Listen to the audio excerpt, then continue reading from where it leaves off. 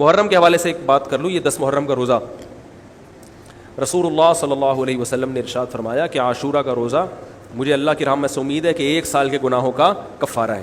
تو بڑی فضیلت ہے. رمضان کے بعد سب سے زیادہ فضیلت عاشورہ کے روزے کی ہے, 10 محرم کا روزہ.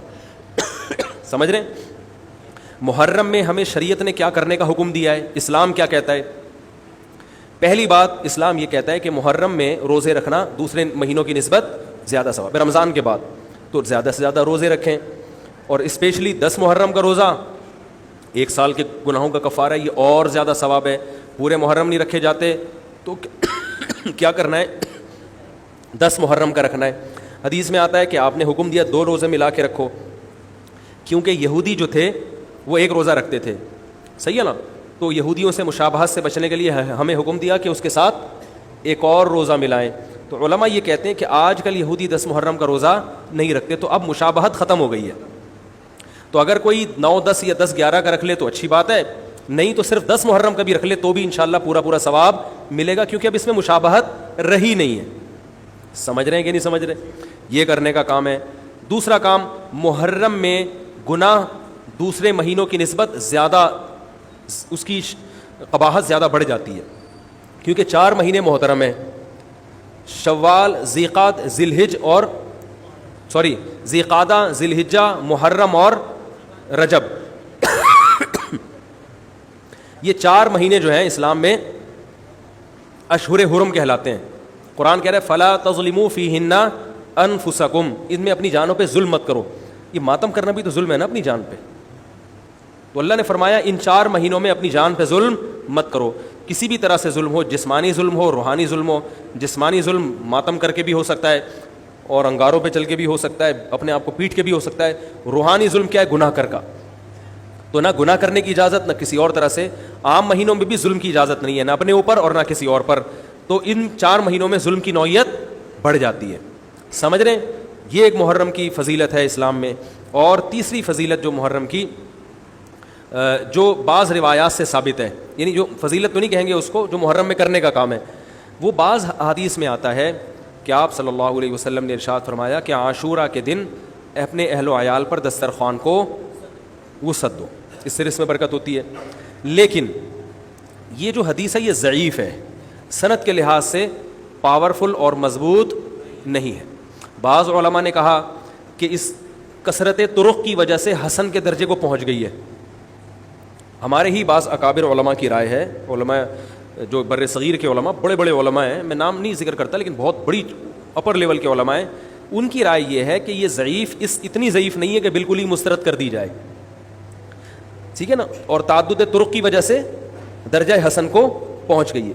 علامہ ابن تیمیہ رحمہ اللہ تعالی, جن کو سعودی عرب میں بہت فالو کیا جاتا ہے, ان کی رائے اور سلفی علماء کی رائے جو سعودی عرب کے العثیمین, بن باز وغیرہ تھے, ان کی رائے یہ کہ یہ حدیث بالکل صحیح نہیں ہے, اور اس کی کوئی حیثیت نہیں ہے کہ دسترخوان کو وسیع کیا جائے اور عاشورہ کے دن کھانا کھلایا جائے. سمجھ رہے کہ نہیں سمجھ رہے؟ لیکن جو دوسری طرف معتدل علماء, معتدل سے مراد میں ان کو برا نہیں کہہ رہا, لیکن وہ انہوں نے حدیث کی جو, اب اگر آپ سندوں کی تحقیق کریں گے تو اس کو بالکل من گھڑت قرار دینا درست نہیں ہے.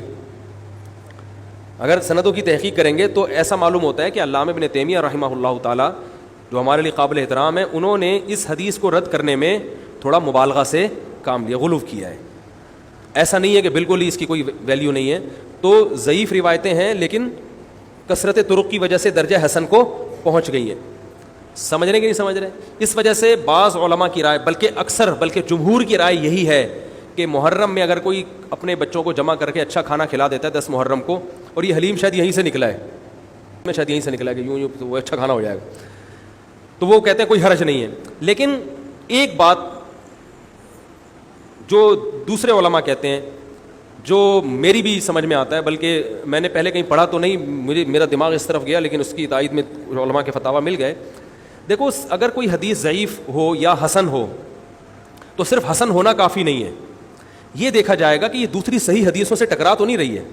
یہ بھی ایک فقہ کا اصول ہے کہ اگر ایک کمزور چیز ہے لیکن وہ طاقتور دلیل سے ٹکرا رہی ہے تو پھر اس کمزور چیز کو بالکل رد کیا جائے گا. تو عاشورہ کے دن روزہ رکھنے کا حکم ہے, یہ بالکل بخاری مسلم کی صحیح حدیث سے ثابت ہے. اور جو کھانا کھلانے والی روایت ہے وہ اس ٹکر کی نہیں, اس کو تو ابن تیمیہ جیسے محقق نے بالکل ہی کالعدم قرار دے دیا, بعض عرب علماء نے بھی بالکل کالعدم قرار دے دیا, اگرچہ ہماری رائے ہے کہ بالکل کالعدم نہیں ہے, لیکن بہرحال اس میں محدثین کا بڑا اختلاف ہوا ہے. جبکہ روزہ رکھنے والی جو روایات ہیں وہ بالکل بے غبار ہیں, ان کو سب صحیح مانتے ہیں. تو کھانا کھلانا اور روزہ جمع بولو بھائی نہیں ہو سکتا, اس لیے کہ اگر وہ روزے کا دن ہے تو کھانے کا دن نہیں ہے, کھانے کا دن ہے تو روزے کا نہیں. ابن تیمیہ رحمہ اللہ تعالیٰ کی رائے یہ ہے کہ بعض لوگوں نے شیعہ کی مخالفت میں غلو کیا ہے. شیعہ نے اس دن کو چونکہ منحوس بنا دیا 10 محرم کو, تو انہوں نے مخالفت میں اس دن کو ایک سیلیبریٹ کرنے کے لیے نا کھانا کھلانے کا حکم دے دیا کہ ہم منحوس نہیں سمجھتے بلکہ اس کا کیا کریں گے اپوزٹ, کہ کھاؤ اور کھلاؤ. تو انہوں نے کہا یہ بھی غلو ہوا ہے دوسری طرف.